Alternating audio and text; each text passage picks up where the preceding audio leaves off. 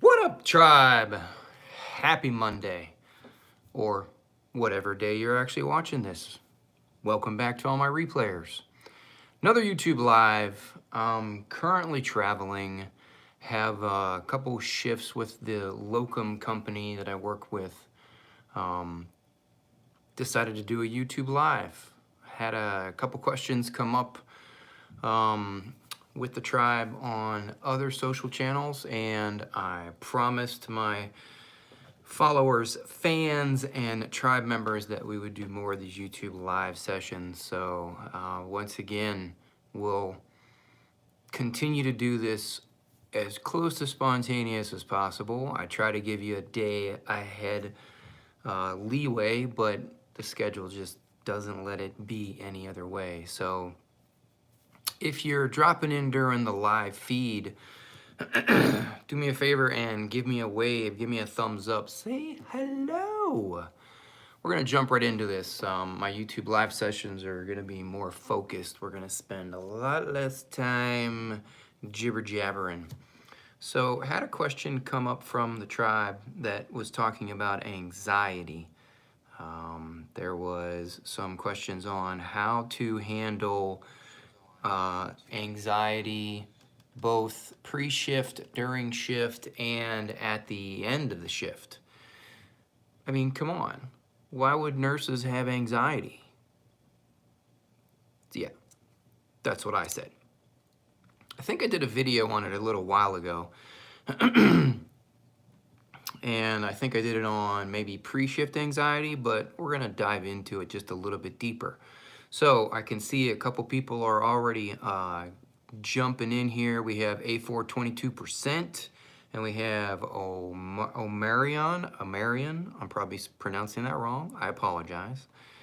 For those that are new to the YouTube live setup, for me, I will talk here, but I also look down at my iPad to see who is chatting. So A4 22%, my day was good.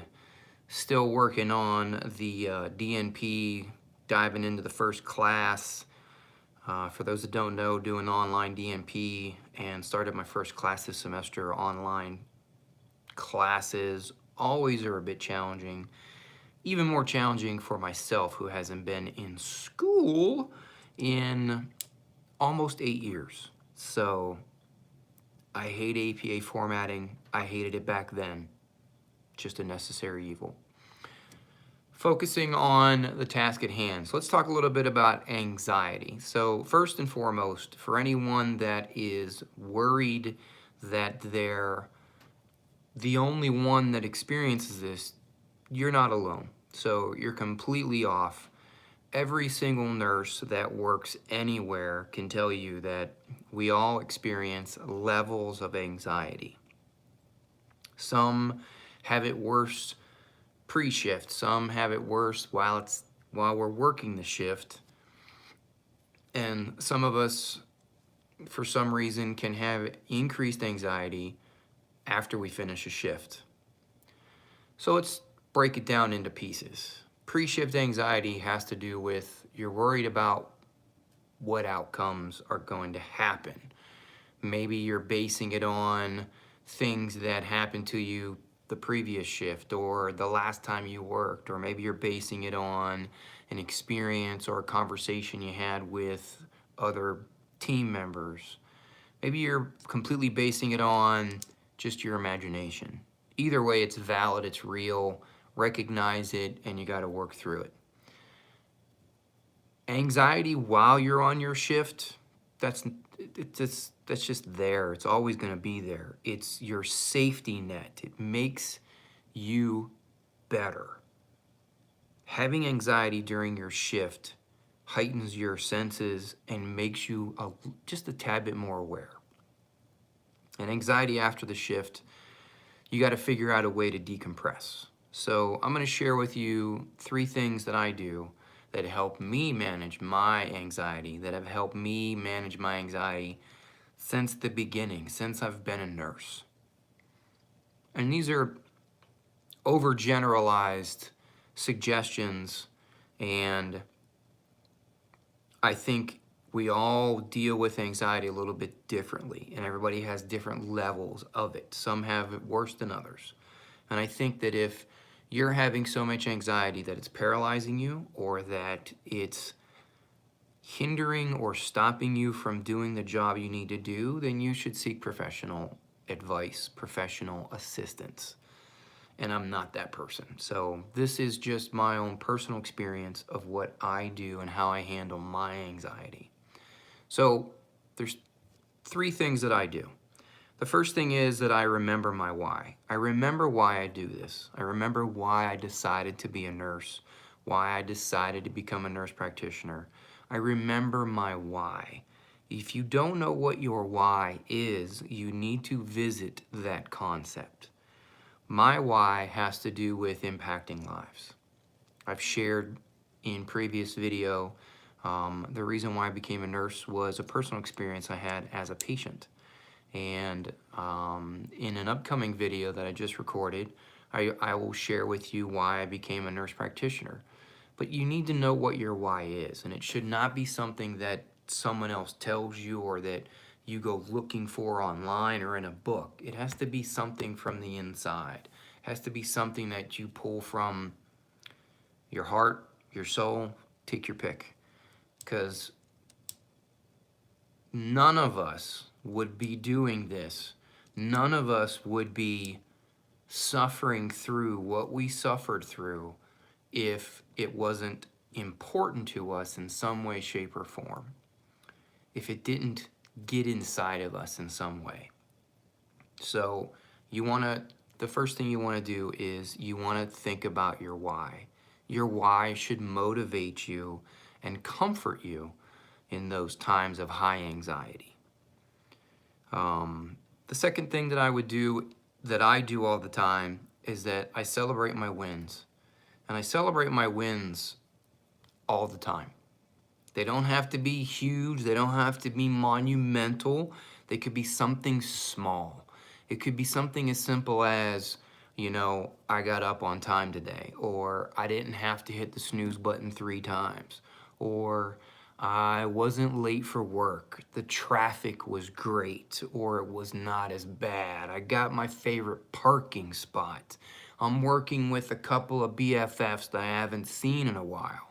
I called the doctor today and I had my ducks in a row and I didn't stumble over my words. Or I got to take a dedicated lunch today. I got to chat with that one physician that really treats nurses well.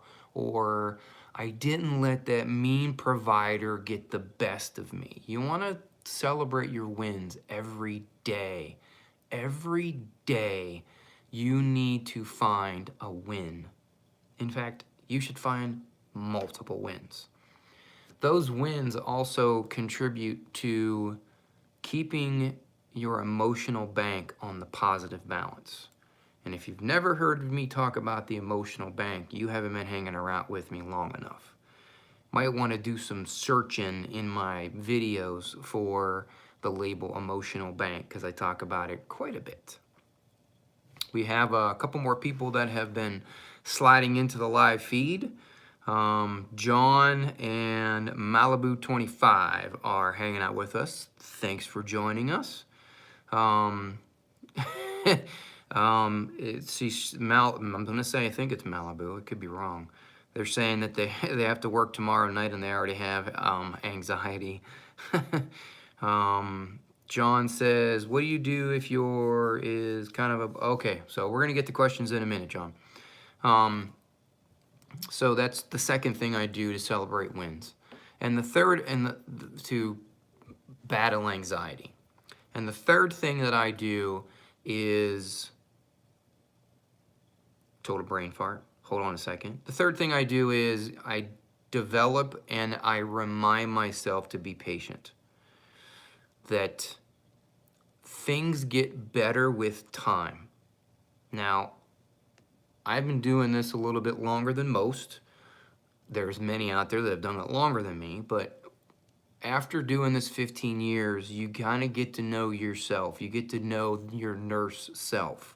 You get to You get a good understanding of what you're capable of, what stresses you out, what doesn't stress you out, what causes anxiety, what doesn't cause anxiety, what you're good at, what you're not good at, and you start to develop this this this training sequence in your brain that when you experience something new, how new is it, and how many more times are you going to experience it? As a new nurse, there's a lot of things you haven't seen. As a brand new baby, new grad nurse, there are more things that you haven't seen than you have. And it's going to take several years before you start developing a familiarity with things that happen at work. There's always going to be that level of not knowing what's going to happen next.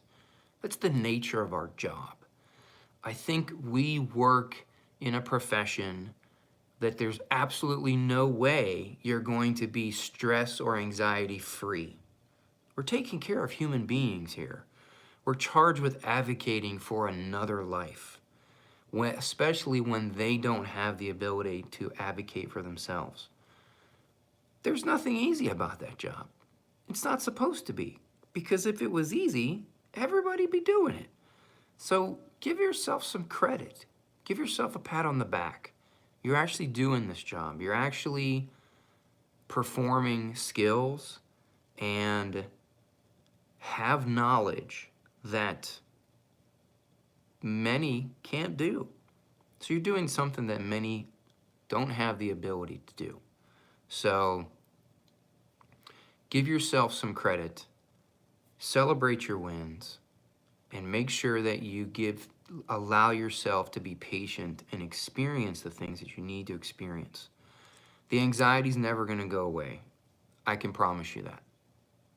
What will change is how you adapt to it, how you deal with it, what actually will affect you versus just another day in paradise. So we got a lot more people rolling into the live feed here, and you're gonna have to give me a second because I'm having a hard time seeing here. So we have Fragment. It's an interesting, very interesting username. Little Miss Serial Killer Groupie. That is probably one of the most awesome usernames I've ever seen. So strong work. Let's see if we can scroll through some of the live feeds, see what people are saying here. John, I'm going to get to your question in a minute. So A4, 22%. Have you ever had to use 4-point restraints? Yep. It's cool if you don't want to talk about restraints for confidential. No, you're good. Just wanted to make sure that I talk about my topics before we talk about answering questions here.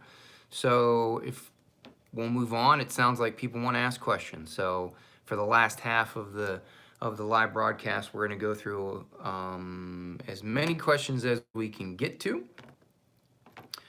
Once again, just to remind everybody that during the live broadcast, I try to limit it to about 30 minutes because I want tribe members and others to be able to come and view this replay without having to watch an hour-long video. So there is that. Okay, John is asking, what do you do if your PCT, I'm going to say maybe that they mean by their nursing aide or the patient care tech. What do you do if they're kind of a bully? Singled me out in front of everybody, felt super disrespected. So the answer to that question is what you allow will continue.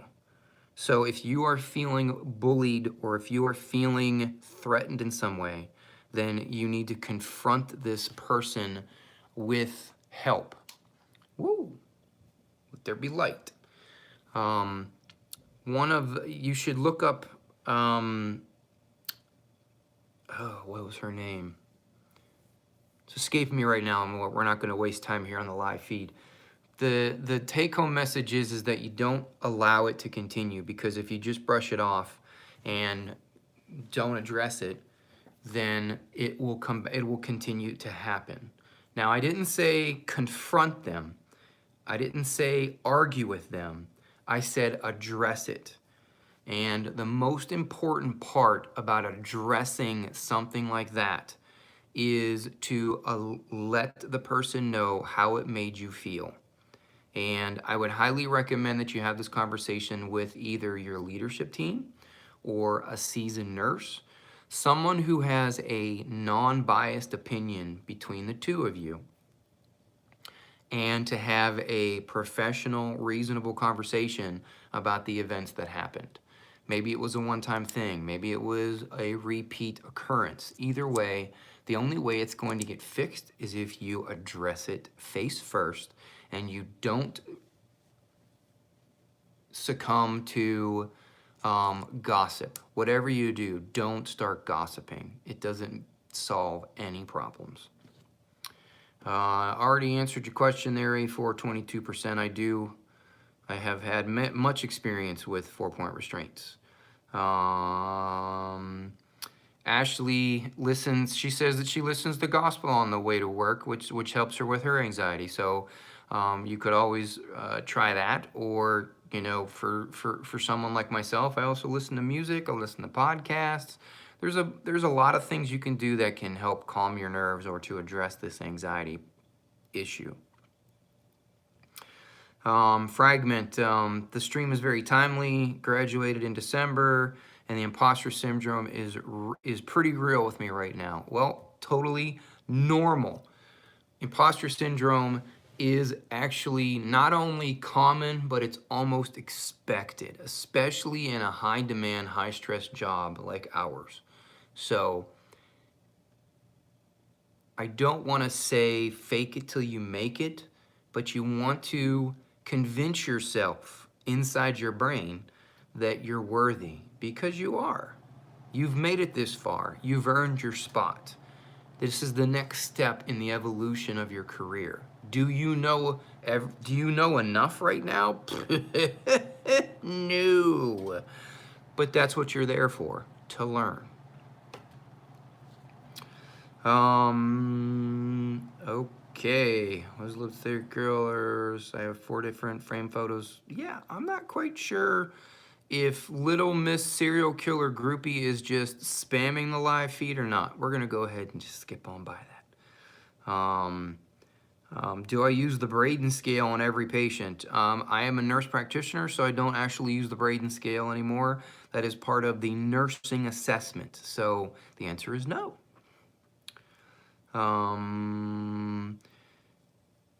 Moffle, interesting name.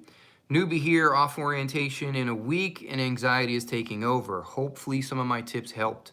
You can scroll through some of the live feed or through the comment section and see if anybody has any additional suggestions. So for those of you that are hanging out in the live feed and you check this on the replay, maybe you can offer your suggestions, like the tribe member suggested she listens to gospel.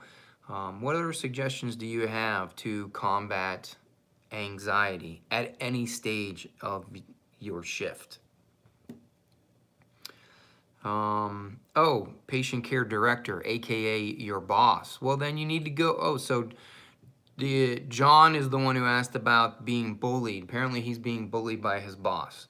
So that equals a toxic environment, and I would recruit help. I would find the boss's boss, and then I would have the same conversation that I have recommended. If after that conversation something doesn't change, get out. Run. Don't look back. Because that sounds like a toxic work environment. Now, here's the thing. Is it bullying or is it perception of bullying? And that's the important aspect, is to recruit help. Hopefully maybe you had some witnesses to the event that can speak about what happened, but ultimately it's about how you felt. And I think if this particular person, your boss, is the kind of boss that they need to be, then they're going to listen to your concerns, and where you're going to work through them as a team.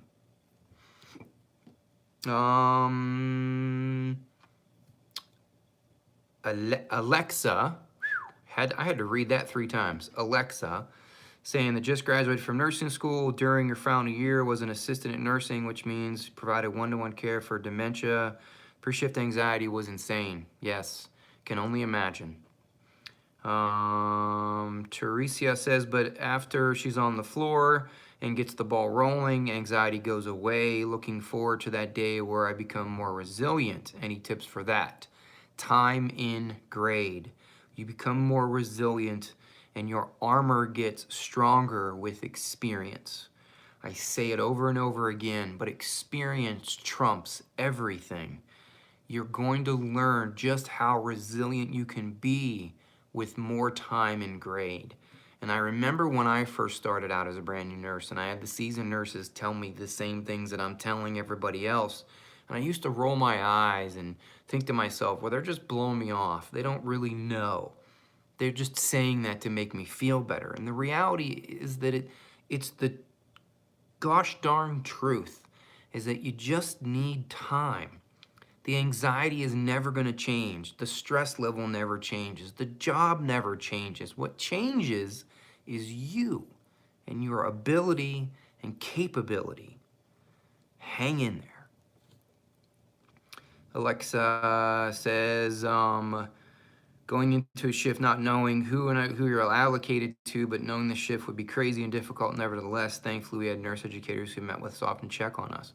Yeah, so if you work in like the ED, if you work in a busy environment like that, or you work in the ICU, you know that the shift's going to bring the rain. And especially if you have patients that are a hand. For instance, you took care of a confused patient who constantly got out of bed, who might have been combative, who might have been intentional or not, and you exhausted your efforts trying to help them, and you're going to go back tomorrow knowing that you're more than likely going to get assigned to them again, so your anxiety's through the roof. And you got to do whatever it takes to try and get yourself through that moment. You're not going to be able to change the horribleness of the shift. What's going to change is your capability, your ability to deal with such a tough thing. I think I've talked about it before, where you develop that thick set of skin, and that just comes with time.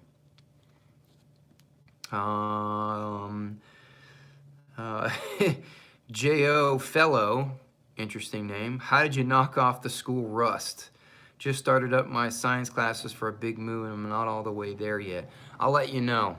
The first week was a little rough because I'm not used to talking in APA format, let alone writing in APA format. I'm a social media geek, so I'm a bit of a storyteller. And in the social sciences and academic world for medicine and nursing, you can't use ambiguous and fluffy terms. It has to be matter of fact, direct, evidence-based, and utilizing the APA format appropriately, whether you're using it in a sentence, quotations, references, what's capitalized and not capitalized, indentation, parentheses. You're only using the first 4 names, and if it's 7 names, you got to do this with the dot and the comma, and if it's this many names versus this many names, you're going to use the first initial and not the first initial. I mean, it's just, whoa, geez. So it's a tad bit difficult. Actually, it's very difficult. The one thing I'm noticing about going back to school and dusting off and scraping off the rust is that I move a lot slower through through the pieces of my assignment. What used to take me an hour now is taking me 2 and 3 hours, you know, whether it's reading chapters and then having to develop my response, or researching a topic, being able to cite APA. I used to be able to do freehand on my own. I got to use websites again and resources to remind myself what's the proper formatting for APA. So I'm on a bit of a struggle bus. I'm not gonna lie to you there. It'll get better. And you know what? I signed up for this. I'll deal with it. Am I going to complain and be sarcastic about it? Pfft, the whole time. The whole time.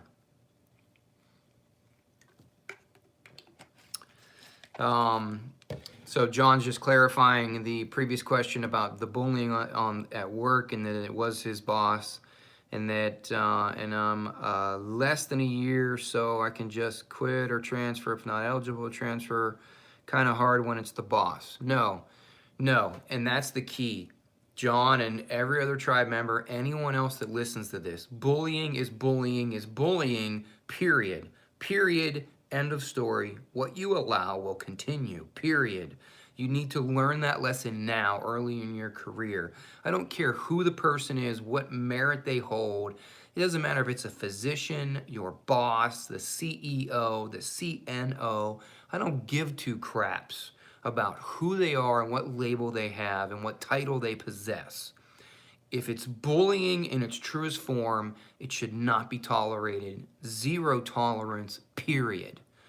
You stand up for yourself when it's appropriate.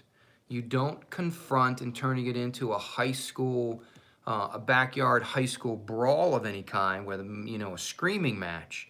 But you definitely have to. You advocate for your patients every day. You have to make sure that you are advocating for yourself first.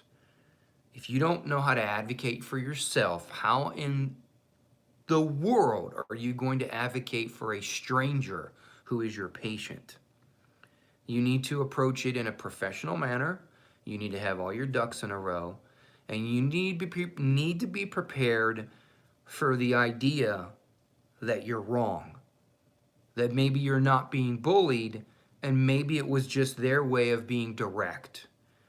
Perception is reality, but you have to work together as a team, and everybody has to make adjustments. You need to tell your side of the story, hear their side of the story, and then have a neutral party come to a conclusion on what to do next. Don't ever say the words, well, it's just it's my boss. BS, a bunch of BS. So I'm gonna get off of my soapbox now. So let's see here. Hey Sean, is it just me, or do you get pre-shift anxiety once I get reported? It seems to settle down. Kind of already talked about this, Aaron. Yes, I do still get pre-shift anxiety, but not at the level I used to. It's very minimal, and I know what I don't know, and I know my capabilities. So 15 years into this, I kind of have an anticipation for things. Can I anticipate everything? No. Will I be thrown a curveball? Of course. Will my patients throw me for a loop? Absolutely. But those are things that I'm ready for, I can accept. I'm good with that. So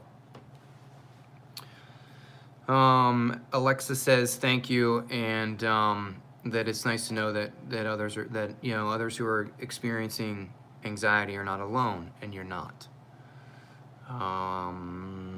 Is ICU good to get into? From Alex. Yeah, it's a bit of a biased opinion for me, since it's all I ever done. I've known nothing but the ICU. So is it good to get into? Maybe. Okay, a couple more questions. We're coming up on the 30-minute mark here. I do want to mention that I do have this thing called the Super Chat that is active and available. So if you really want one of your questions answered and you want me to see it first, the best way to do that is to enable the Super Chat. Yes, it costs money, and I don't know the specifics. You can look it up yourself. But if you enable the Super Chat, I'll see your questions first and I'll answer them first. So that's all I'm going to say about that. John says, thank you so much for the advice. Appreciate it. I do have something waiting from eligibility to transfer. We'll be able to transfer in a few months. Thanks, Sean, by the way. It's, oh, Joe Lou. I'm so sorry. I've been pronouncing it wrong the whole time. My apologies. It's Joe Lou. Man, I feel horrible. My apologies. Can I use the excuse that my contacts are a little blurry? Can I go with that? I'm gonna go with that. I'm human. J.O. says, appreciate it, going through the same, different level, getting the BSN, RN to BSN. Ah, well, best of luck to you. A4 22% says, bullying is textbook emotional abuse. It is if it's true bullying, and I think that's the important piece of the puzzle, is that I have, and this is my own personal opinion, I'm not saying that Joe Lou is not experiencing real bullying, but there are many instances where a nurse labeled an experience or an action as bullying, and it was just a specific behavior. I am not excusing anyone's behavior if it offends or it intimidates anyone, but I also think that we need to make sure that it truly is bullying. Now, the classic example is that the bully never actually knows that they're bullying. You know, there's overt versus covert. The overt and obvious bullies are the easiest to address because they're just being a-holes. But the covert bully, and that is their passive aggressiveness, that's the difficult stuff you got to deal with, where they're trying to be a bully without being a bully. And that's a whole nother conversation for another time. I think I've talked about that a couple times, so you may want to scroll back through my 500 plus videos.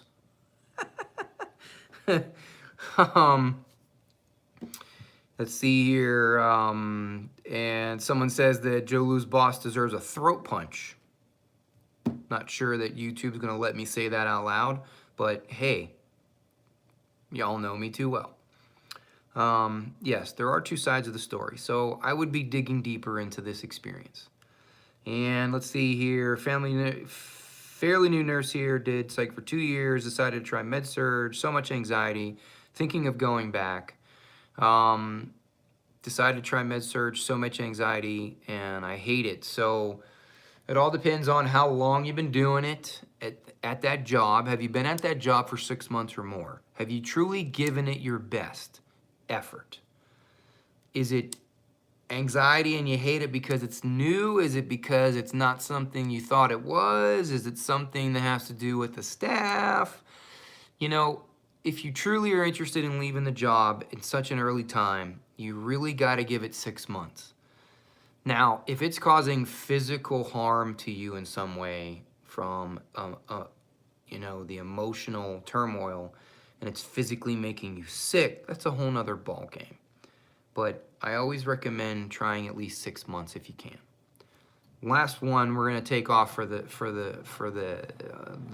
remainder. We're gonna sign off after this one. Aaron says you hit the nail on the head in your last video. You can't know everything about patients, but need to know the details to take care of your patients safely. Everything in the hospital comes down to safety. Couldn't agree more, Aaron. And with that, we're gonna go ahead and close out the live broadcast. Thank you all for hanging out with me. Told you once again, we're gonna continue to do this more often. Trying to do one live feed every week if I can. I got a couple things coming up. Talked about the super chat function. I wanna start utilizing that a little more.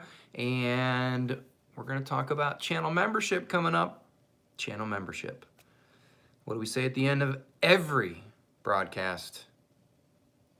And as always, check your own pulse first.